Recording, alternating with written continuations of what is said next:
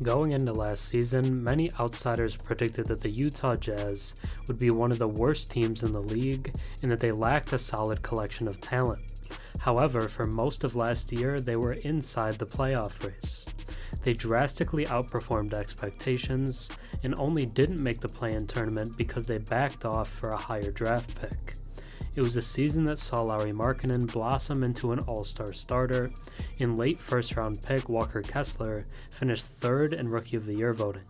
However, it doesn't feel as if they want to miss the playoffs again. They traded for Hawks forward John Collins earlier this offseason in a deal that was essentially a salary dump for Atlanta. The Jazz can now be consistently big in the front court with a starting trio of Markkanen, Kessler, and Collins. This came after the team had arguably the best NBA draft of anyone this year, landing Taylor Hendricks at 9, Keyonte George at 16, and Brice Sensabaugh at number 28. George looked like a future star in the Las Vegas Summer League and looks like arguably the steal of the draft right now. Jordan Clarkson opted into the last year of his contract and brings a lot of momentum after a solid World Cup with the Philippines. The 21 points per game with the Jazz last season was a career high for him. Speaking of breakout players from last season, Markkanen will be looking to continue his ascension after being named an all-star starter last year. The organization and fans also love second-year guard Ochai Agbaji, and he could take a step this year. Then they have wildcards like Collin Sexton, Talen Horton-Tucker, and Kris Dunn. This team overperformed last season, but with their impressive offseason, this year will come with real expectations, and Utah is ready for it. The Jazz are on the verge of a breakout season. Now let's take a deeper look at why. Before we get into the playoff contender from Utah, if you enjoy my content and watch a few videos of mine, think about subscribing. 96% of my viewers are actually not subscribed, so if you watched me before and enjoy the content, drop a sub and comment down below. It really helps the channel. As of right now, the Utah Jazz have only the 12th best predicted win total in the Western Conference, according to Vegas. They're projected to win only 35 games. It seems strange given the team won 37 games last season and undoubtedly got better this offseason. It also feels weird considering they were inside the play-in tournament as late as March 21st, before losing 9 of their last 11 games. This was clearly an intentional tank to end the season in order to get a better draft selection. They added a player with playoff experience and a longtime starter in John Collins, who could look more like his 22-point-per-game self from 2020 with a change of scenery. He's the biggest candidate to take the Utah jump that Markkanen did last season.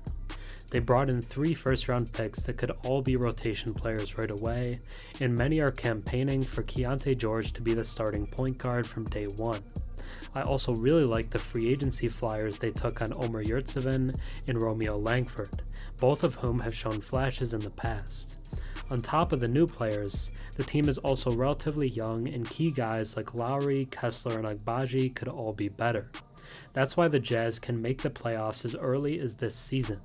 But that depends on the players, so let's take a look at the impact guys for Utah. When talking about the Jazz, you have to start with the reigning most improved player, Lauri Markkanen.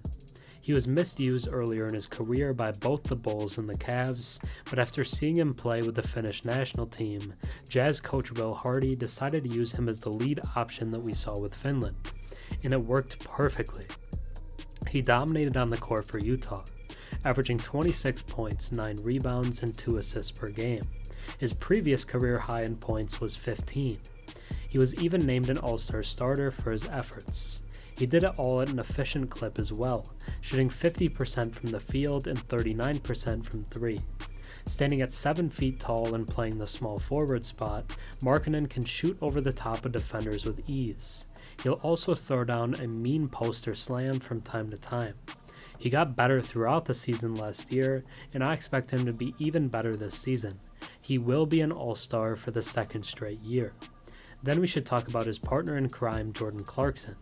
He had been pretty much a career 6th man, but got a chance to start for the new-look Jazz last season, and he took advantage. He averaged 21 points, 4 assists, and 4 rebounds per game. He didn't do it at nearly the efficiency we saw from Markkanen, but pretty much no one did. He's a bucket getter first and foremost, and he provides valuable experience to the team. He played on the Cavs with LeBron and has been in the league for 9 seasons now. I'll be interested to see if he puts up similar production given the new additions to the team. After trading Rudy Gobert, many wondered if the defense would drop off a cliff, but they found a Gobert replacement inside of that trade, in the 22nd overall pick from last year's draft, Walker Kessler. He shocked the league with his production and ended up finishing top 3 in Rookie of the Year voting. He averaged 9 points, 8 rebounds, and 2.3 blocks per game last season. He was a double-double machine and an elite rim protector right away, which is just super rare. He's not some elite offensive big man yet or anything, but he was one of the best defenders in the league out of the gate. If he develops some more to his offensive game, he could become a real two-way star. I like the addition of John Collins this offseason. His production has dipped over the past few years in Atlanta, but a lot of that has to do with his minutes and touches being reduced, especially with DeJounte Murray being brought in last season. But he's a player we've seen be very productive in the past. The duo of he and Markkanen both being able to poster defenders at all times is also very exciting. It'll put fear into defenses when they attack downhill. His best season came in 2020, where he averaged 22 points and 10 rebounds per game. If the team can unlock that version of his game again, then they'll rise to a completely different level. Then we should talk about the 2 high upside youngsters in the backcourt. I'll start with rookie Keyonte George, who the Jazz selected at 16th overall. He looked like the best rookie at the Las Vegas Summer League, averaging 22 points and 6 assists per game, while shooting 44% from 3. He was drawing comparisons to Donovan Mitchell and Damian Lillard throughout his time there. He looked that good. The biggest question with him is if he'll be able to develop into a full-time point guard, but we'll have to wait and see on that. Ochai Agbaji is entering year 2 in Utah, and a lot of people really like what they've seen from him. He's a very good perimeter defender and is developing a nice offensive game as well. He averaged just 8 points per game last season, but averaged 19 in the Summer League alongside George. We could see a jump from him this season.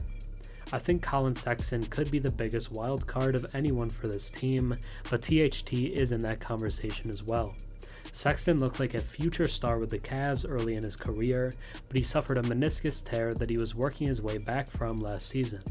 But before the injury, he averaged 24 points per game. He's a very high-level talent and fights hard on both ends of the floor. I'd love to see him get it back together, and he's kind of a sleeping giant for this team. In terms of lineup, the starters for the Jazz should be Sexton, Clarkson, Markkanen, Collins, and Kessler. Then the second unit should be George, Agbaji, THT, Taylor Hendricks, and Kelly Olynyk. Guys like Kris Dunn, Simone Fontecchio, and Omer Yurtseven should get minutes as well. So what should we expect from the Jazz in 2024? On the low end, it could be a similar season to last year, and the team misses the play-in tournament and waits to make the playoff push until next year. But on the high end, I think this team could be good enough to even avoid the play-in tournament altogether and make the playoffs outright as a top 6 seed. People seem to forget how good they were last year when really trying, and they'll undoubtedly get better. Expect one All-Star in Lauri Markkanen, but I'd say it's unlikely anyone else could make a real case for it. The team is the hidden playoff team in the West, and they could surprise a lot of people. But those who've been paying attention know how dangerous Utah really is. The Utah Jazz are on the verge of a breakout season. Thanks for watching. I'm Herm. Have a good one.